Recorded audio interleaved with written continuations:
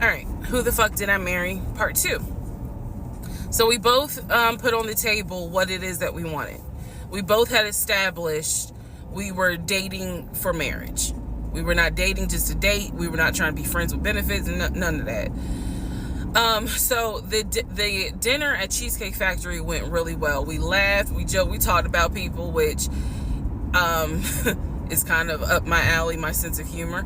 It was a good vibe. So at the end of the date, at the end of dinner, we sat in his car and he played this song for me by John Legend. I don't know the name of the song. By the time this video posts, I will put the name at the bottom. I can't remember the song. I just remember that John Legend was talking about, I think I met my wife tonight. And I thought it was a sign. So I was like, oh my God. So anyway, we ended up sitting in the car talking just about life and experiences until about midnight. So during this conversation, he again is telling me how it was, what it was like living in California, how he went out there. He went to San Diego State. He played football for San Diego State. He talked about how, he loved it out there, so he stayed. That's when he joined the company. And then he explained that he also did arena football, but only did it for about 2 or 3 years. He claims that while he was doing arena football, the team that he was on won a championship. But again, keep in mind, I don't know anything about arena football. So I was like, okay, I didn't know that they had championships. And he was like, he got a little offended, like, yeah, they got championships. And, he was on that team. So he talked to me about how he worked at Apple. He worked something in the IT area of Apple, but within the store. Again, it was one of those, it's like when I tell people I used to work at Amazon. I really wasn't paying much attention to it. Why? So we talked about all that. We talked deeply into what happened with the ex-wife. It's because I asked. He was not volunteering all this information. So in other words, I get very uncomfortable when men start talking about their ex a lot. That's not what happened. I was asking questions because I was really trying to figure out, okay, are you ready for a relationship, or are you still missing her? So we talked about that. We talked about my exes. That was a mistake I made because I talked about how I dated at one point in time somebody I worked with. That will come back later. And he seemed real cool about it. He was like, that was before me and blah, blah, blah. So the conversation was good. Midnight comes and I go home. Yes, I went home. We ended up talking. Mind you, our first date was March 7th. And within about 2.5 weeks, Brian Kemp, our governor, shut Georgia down. We were going to be on lockdown. So during those 2.5 weeks, we talked every day. We went out again at Red Lobster. I remember Red Lobster. But everything was going great. The issue was, where are we going to quarantine? So the question was, are we going to quarantine at his place, which he had like a studio type of situation. Like, it clearly, where he was staying, I was like, it's like a studio apartment, but he kept telling me like, this is temporary because I'm looking for a house. Like, he showed me the email from a woman who worked at the company where she was out on maternity leave, but she was putting him in contact with a realtor to help him find a townhome or a single family house. So I was just like, okay, this is definitely temporary. Like, he's not trying to stay here long term. And she was apologizing in the email. I'm so sorry, this should have been taken care of before you got here, but it wasn't, I saw the email. I read it. I read the email. So the decision was, we're going to quarantine at the studio, or we're going to quarantine in my house?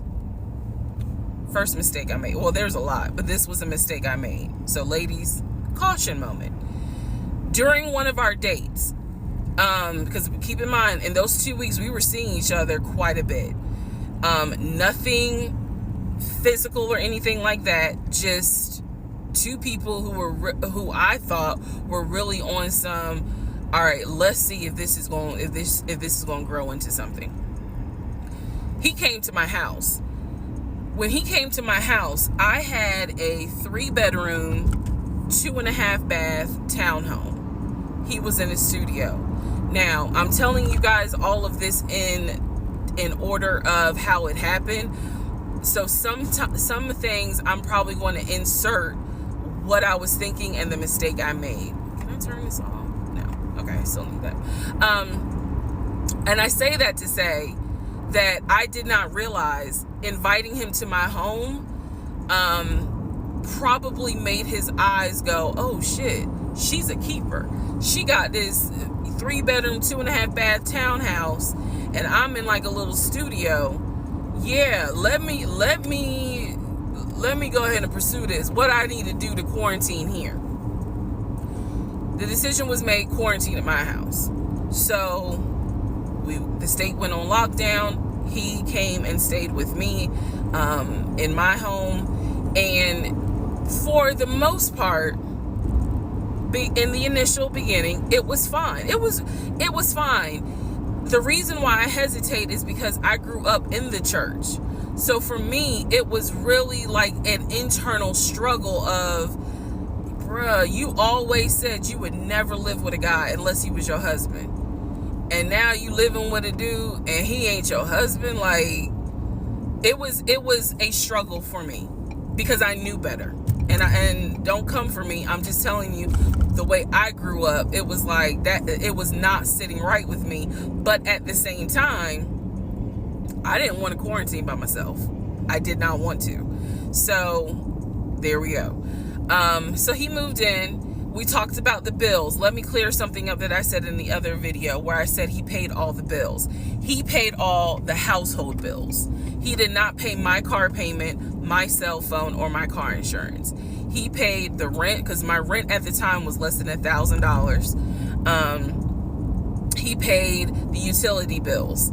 And so when he's telling me that he's a regional manager, I was like, wow, okay, so you got money. And so he paid all the household bills. So my check really was just taking care of me, myself, and I. And I am not, this is where it's not gonna make me look good, but it's the truth. It was intoxicating to not have to worry financially about how to pay the bills. It was a wonderful feeling. And so I kind of pushed to the side the fact that, yeah, you shacking up, because it's like, but your page, you don't have to worry right now. Like, he's taking care of all of April's bills before April even comes, because this was still March. So we're living together, and I'm cooking, I'm cleaning, he's helping to cook and clean, and then we have a conversation about house. Is he still going to buy a house just for him, or is he going to buy a house where it's for us? Because we are going to try to make this thing work, be official, get married, have a family. So the question now on the table is, what are we going to do? Because I didn't want to stay in Riverdale, Georgia. I did not want to raise a family there. I refused to have a baby in Clayton County. So the decision was made, let's start looking for a house for both of us.